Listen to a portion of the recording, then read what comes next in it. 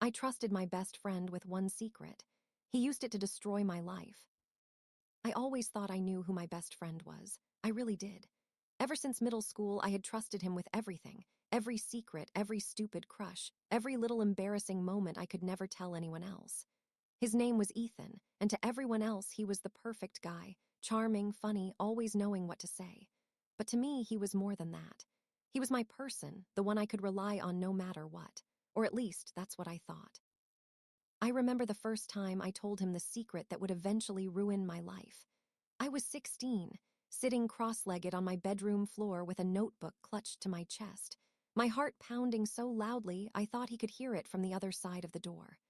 I had never told anyone this before, not my parents, not my diary, not even my older sister.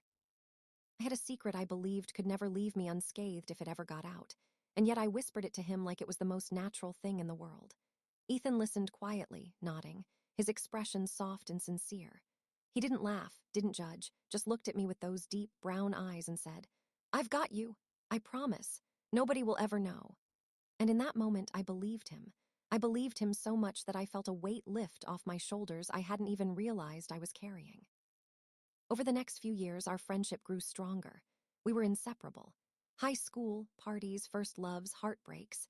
He was always there, smiling, joking, keeping me grounded when everything else felt chaotic. I told him everything. I trusted him with every vulnerable thought, every embarrassing secret, every fear I had about my life. And in return, he seemed to do the same, although I'd later learned that maybe he had never really trusted me at all. The first hint of betrayal didn't come with a bang. It came with a whisper. I remember scrolling through my phone one afternoon during my sophomore year of college and seeing a notification I didn't recognize, a message from someone I barely knew. It was short, sharp, and cold. "I know your secret. Everyone knows now. Good luck." I froze. My stomach dropped. My mind spun a million directions at once. Who could possibly know? How did they find out? And then it hit me like a punch I couldn't dodge. Ethan. It had to be him. My chest tightened, my hands shaking as I called him immediately. "Ethan, what the hell?" I demanded when he finally picked up. There was a pause on the other end, just a heavy, uncomfortable silence that made my blood run cold. And then he laughed, just a little low, casual laugh like it was a joke. "Whoa, calm down, don't overreact. It's not that big of a deal." My voice trembled. "Not a big deal." "My life, everything, is ruined. How could you? I trusted you." He sighed, the kind of exaggerated sigh people do when they think they're about to deal with someone overreacting, which made my blood boil. "I didn't mean for it to get out," he said, his voice almost mocking in its calmness. "You can't blame me for what happened." I could hear the laughter in the background, faint but unmistakable. He had friends around him, watching this unfold like it was entertainment. My stomach churned. I wanted to scream, to cry, to break something, anything, but I felt paralyzed. I couldn't understand how the person I had trusted more than anyone else could just destroy me. Over the next few weeks, I tried to pick up the pieces, but everything was crumbling around me. People at school whispered, laughed behind my back, and avoided me like I was contagious. My secret, the thing I had guarded so carefully for years, was now a weapon pointed directly at me, and Ethan was the one holding it. Every confrontation I tried to have with him ended in gaslighting. "You're overreacting." It wasn't like that. "Everyone exaggerates. Calm down." He made me doubt myself, my memories, even my sanity. The thing I had once called our friendship became a battlefield where I was always on the losing side. I started avoiding people, stopping my usual activities, declining invitations, even thinking twice before smiling. Trust had been ripped from me, replaced with a constant, gnawing anxiety that maybe everyone was out to humiliate me. Maybe everyone knew, maybe I was never safe again. Months passed, and the damage wasn't just social. My grades suffered, my confidence shattered, and I could see the way my parents looked at me, worried, helpless, not knowing how to fix what had been done. All because I had trusted someone who didn't deserve it. I tried to confront Ethan one last time, hoping maybe there was some shred of remorse, some apology. We met at a coffee shop near campus, the place we had spent countless hours laughing and studying together. I sat across from him, hands clasped so tightly I could feel the pain in my knuckles. "Why?" I asked simply, my voice barely above a whisper. "Why would you do that to me?" He smiled. It wasn't the kind, warm smile I remembered from years ago. It was sharp, calculated, cruel. "Because I could," he said. And just like that, the last piece of me that believed in him shattered.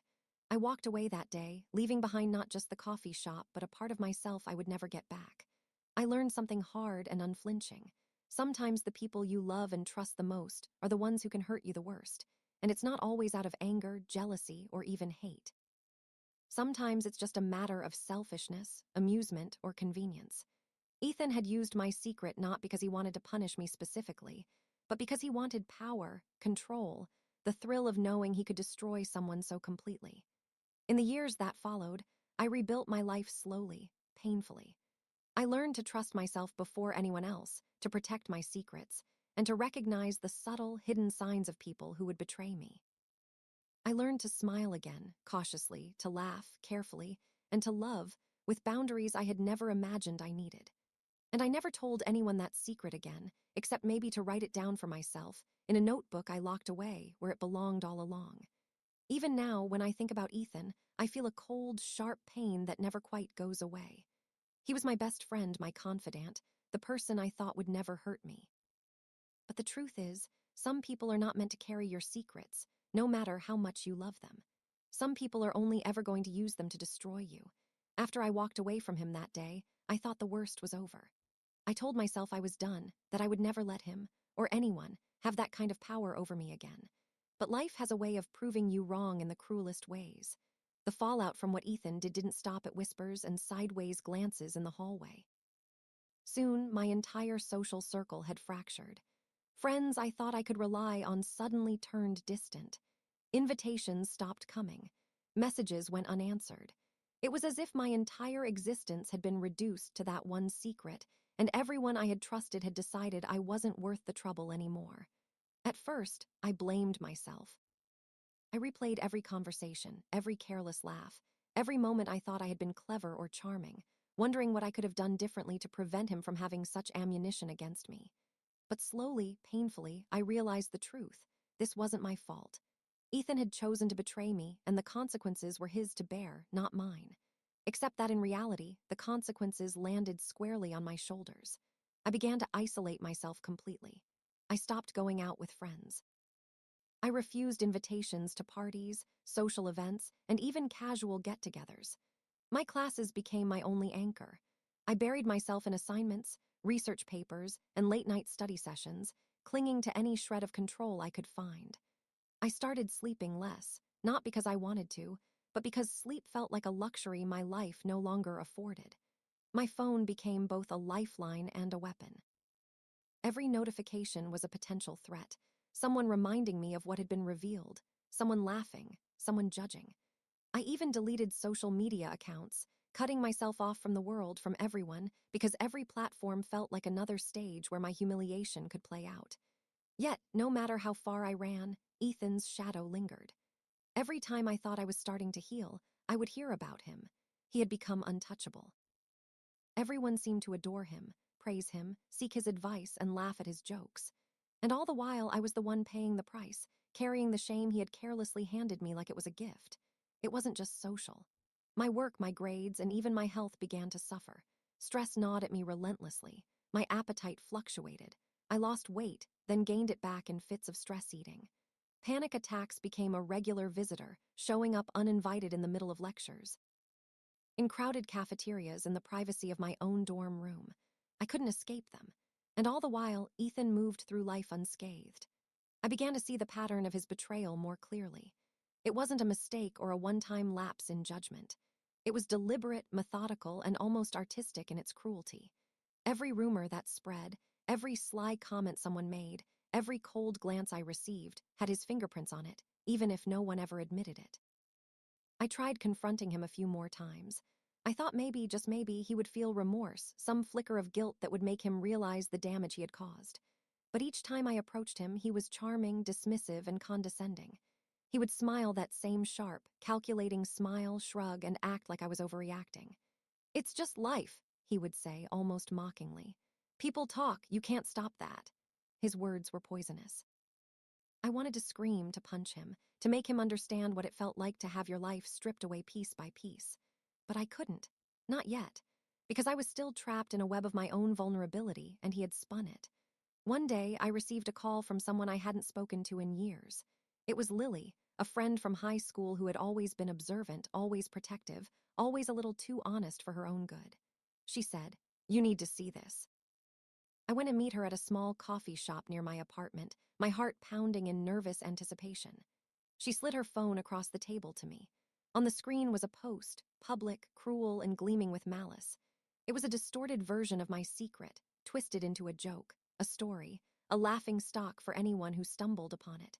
And at the bottom of the post, in a way only someone who knew me could recognize, was Ethan's tag. I felt like I was being suffocated. My throat tightened, my vision blurred. I could barely breathe. And yet, as the panic surged, something else began to grow inside me. A small, cold ember that whispered, "You will not let him win." That night, I sat in the darkness of my room, staring at the ceiling, thinking about the person I had been before all of this, the person who trusted too easily, who loved too freely, who believed in the goodness of people without question. And I made a vow. I would not be destroyed. Not by him, not by anyone.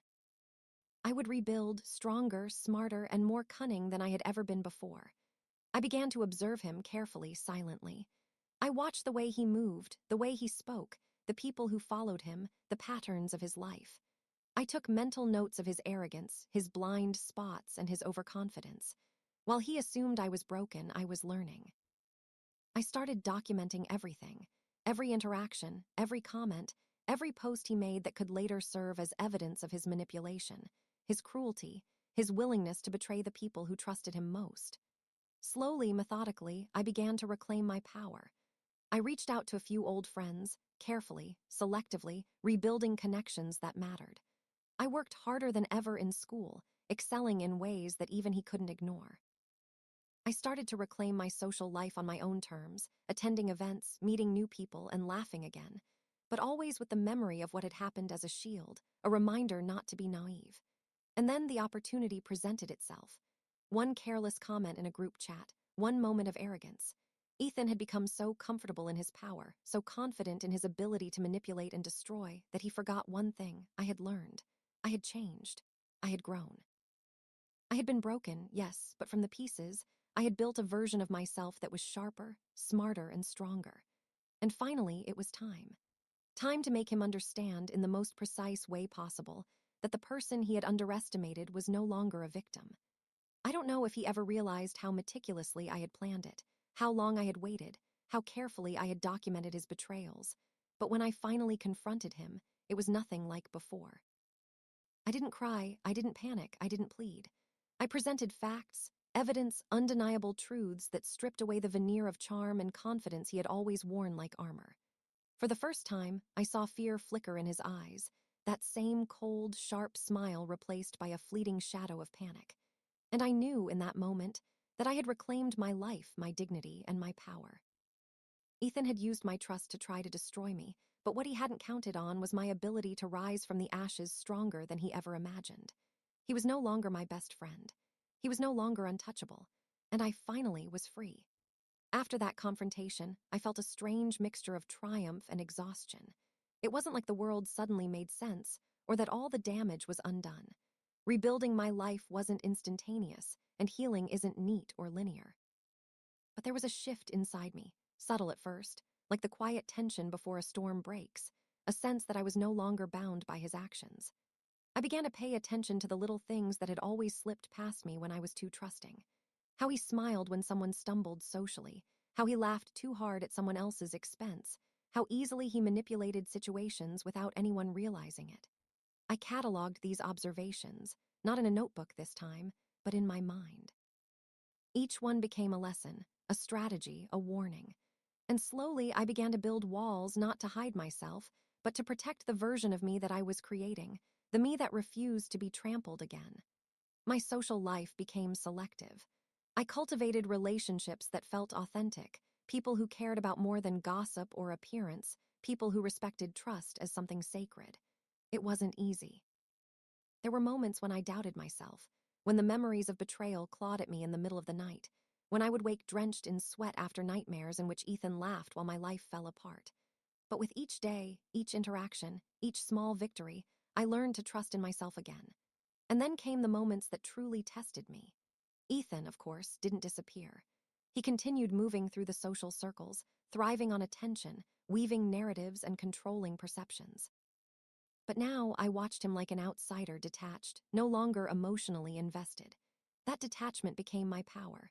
Where he once had control, I reclaimed it silently.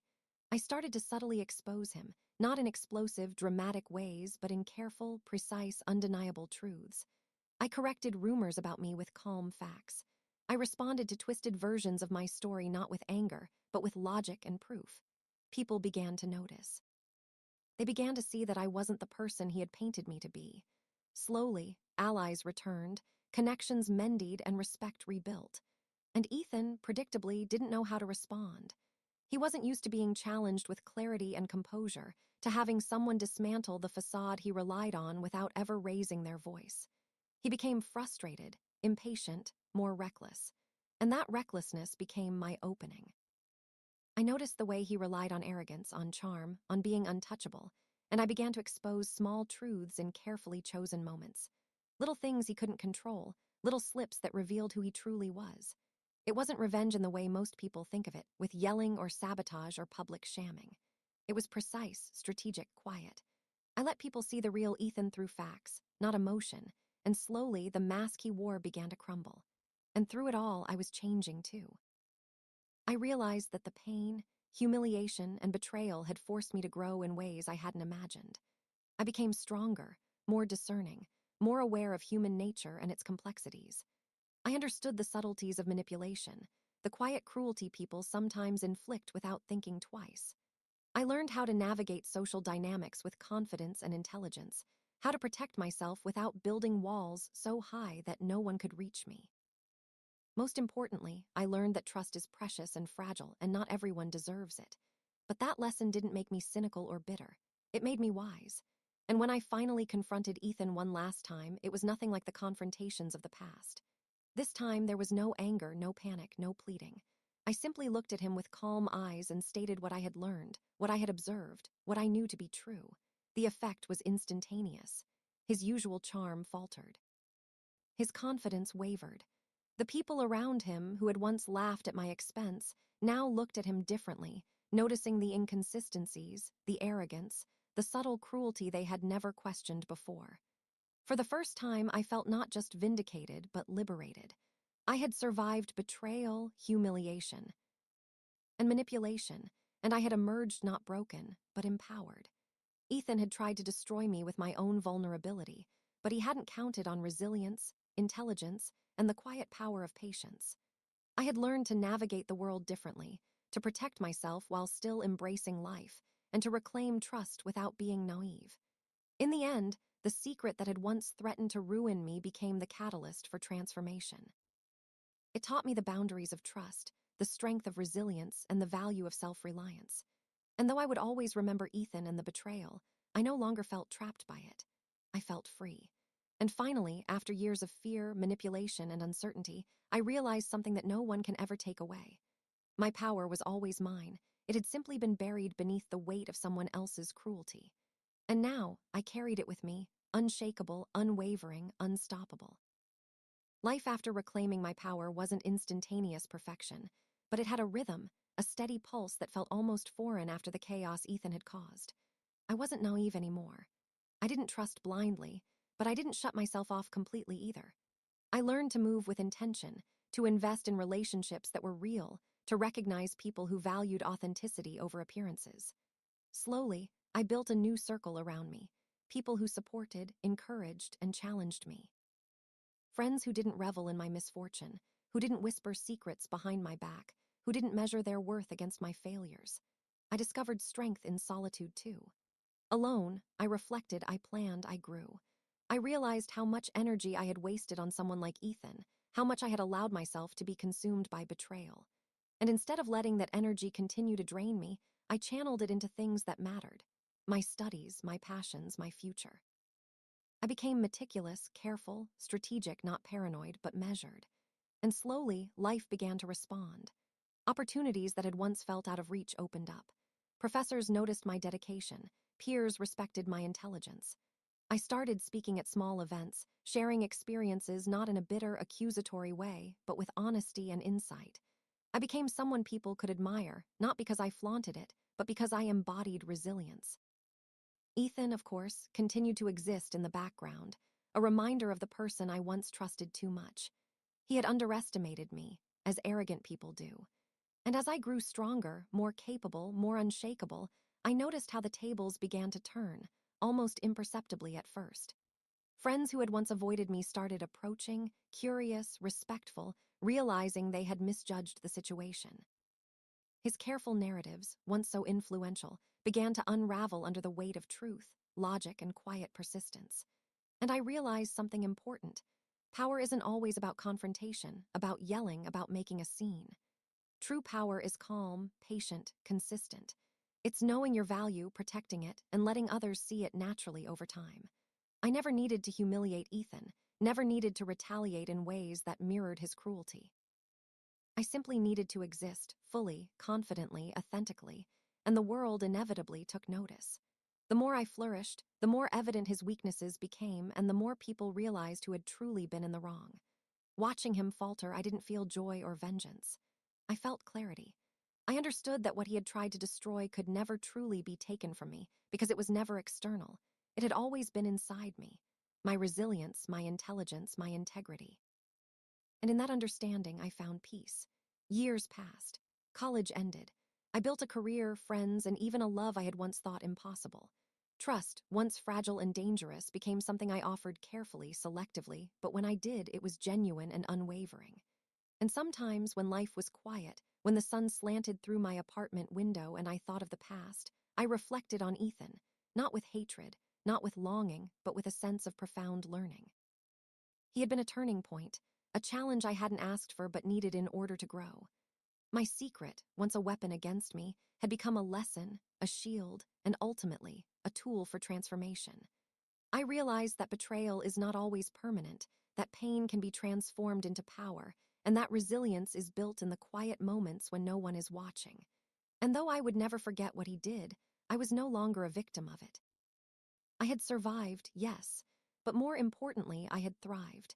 And in thriving, I discovered something the betrayal could never take, myself. By the time I entered my late 20s, I had learned to navigate the world with a precision and awareness that felt almost second nature.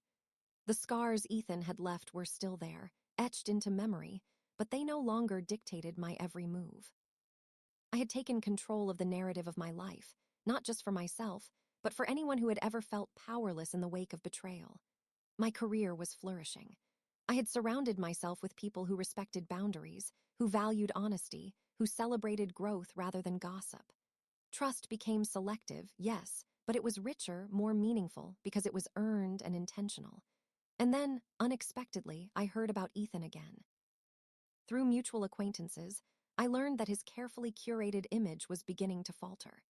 People were noticing inconsistencies, subtle manipulations that had always been hidden behind charm and arrogance.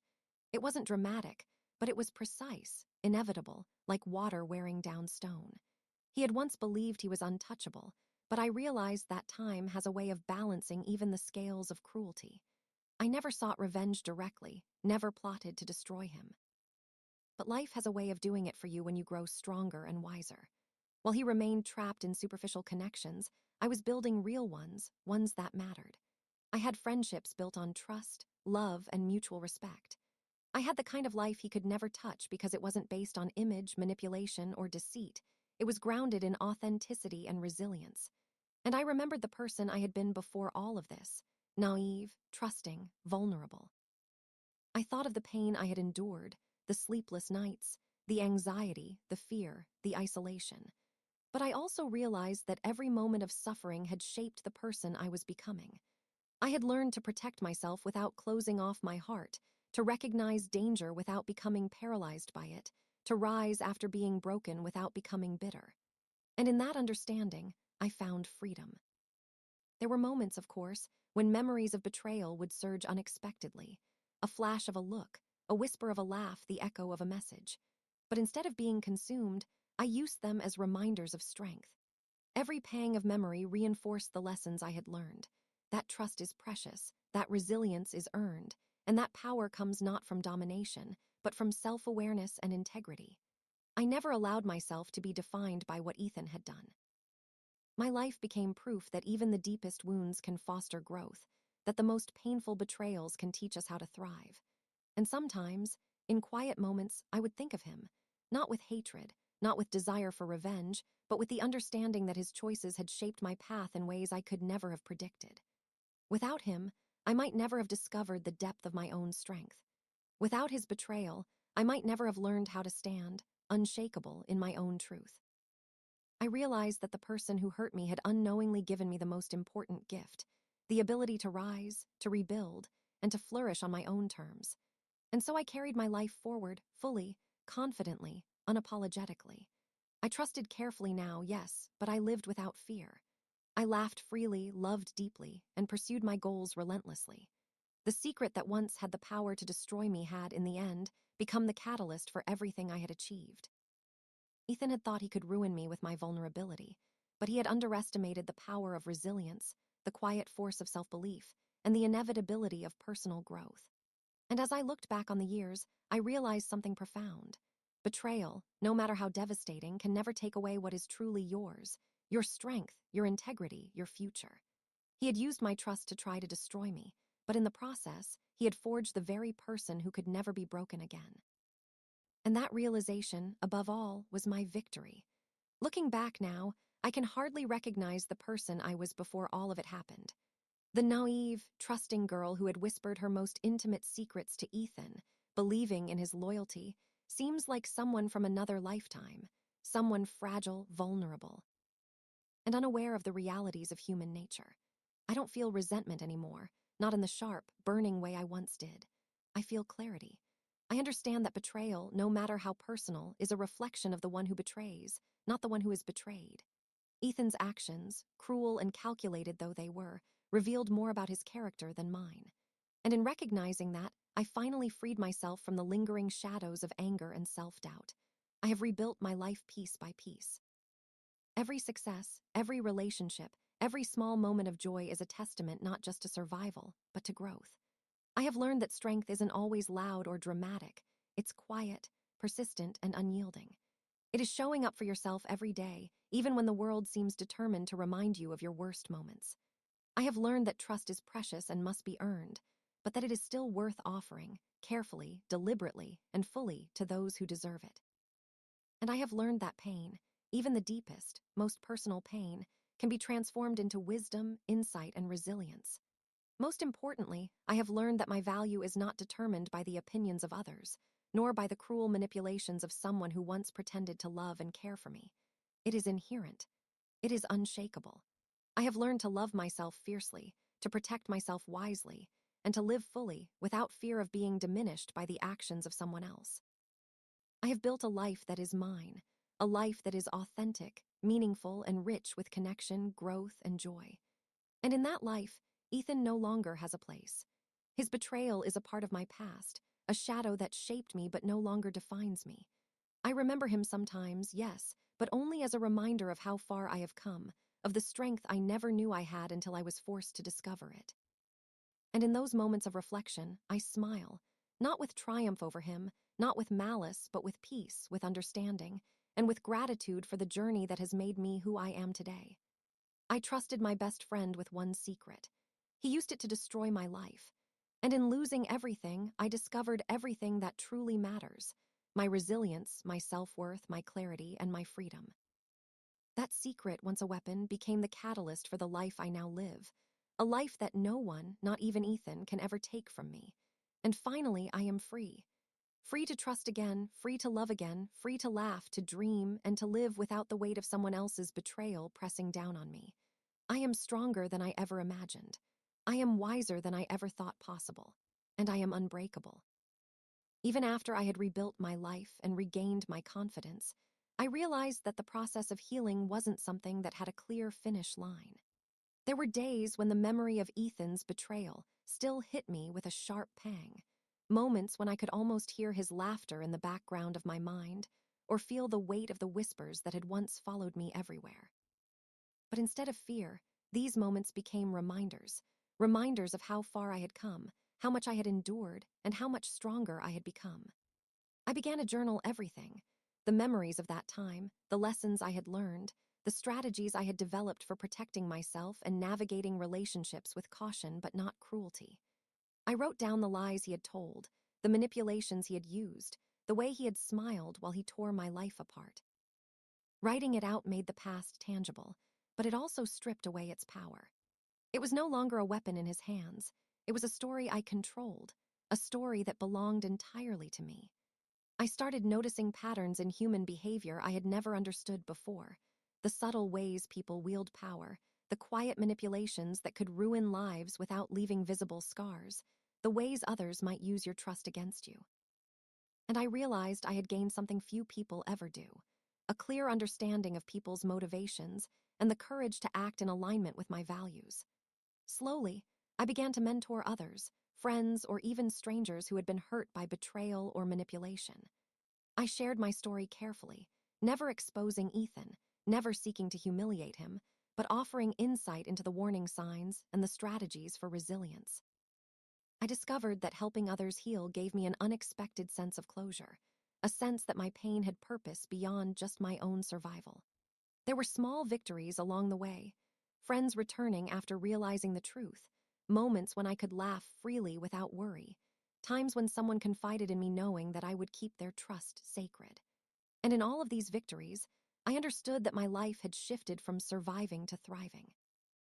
One afternoon, years after the worst of the betrayal, I ran into Ethan at an alumni event. The sight of him, once terrifying, now felt almost irrelevant.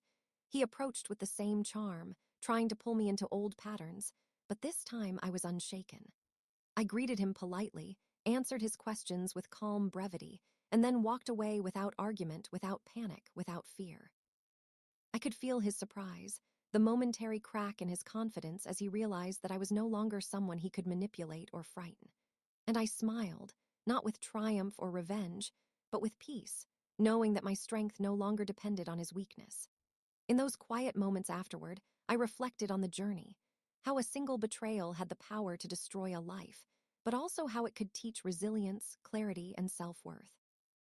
I realized that I had learned to build walls that protected me without closing me off completely, that I had learned to trust carefully without being cynical, and that I had discovered an inner strength I never knew existed. My secret, the one that had been used against me to wreak havoc, had become the foundation of my growth. I had taken the pain, the humiliation, and the fear, and I had transformed them into lessons, strategies, and empowerment. And finally, I understood the ultimate truth. Betrayal, no matter how devastating, can never take what is innately yours. Your strength, your integrity, your capacity to rise above the cruelty of others, those things can never be stolen. Ethan had tried to destroy me, but in doing so, he had inadvertently shown me the depth of my resilience and the extent of my potential. And that realization, more than any revenge or confrontation, was my triumph. From that point forward, I moved through life fully, intentionally, and unapologetically. I laughed more freely, loved more deeply, and faced challenges with the confidence that nothing, not even the worst betrayal, could make me doubt myself again. The girl who had once trusted blindly had grown into a woman who trusted wisely, lived boldly, and carried the lessons of the past as both armor and guide. And in that, I found a freedom that no one could ever take away, a peace that no one could ever shatter, and a power that no one, not even my former best friend, could ever undermine.